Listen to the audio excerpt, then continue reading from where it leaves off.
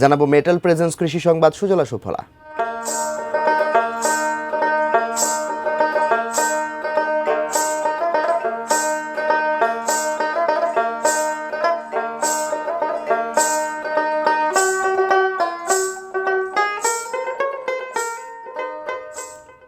অনুকূল আবহাওয়া ও পরিবেশ থাকায় বাম্পার ফলনের আশা করছেন সাতক্ষীরার কুল চাষিরা।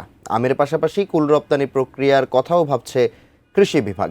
জেলার ৭ উপজেলার মধ্যে সবচেয়ে বেশি চাষ হয় কলারোয়া, তালা ও সদরে, যার মাঝে মিস ইন্ডিয়া, নারিকেলি, বলসুন্দরী, থাই, আপেল সহ স্থানীয় টক কুল বেশ জনপ্রিয়। আর ঝুঁকি কম থাকায় কুল চাষের গুরুত্ব বাড়ছে স্থানীয় চাষিদের মধ্যে। এতে করে বাড়ছে কর্মসংস্থানও। এবছর প্রায় ১৪৬ হেক্টর জমিতে ১৫,০০০ মেট্রিক টন কুল উৎপাদনে ১৫০ থেকে ১৬০ কোটি টাকা বিক্রির আশা করছে কৃষি বিভাগ।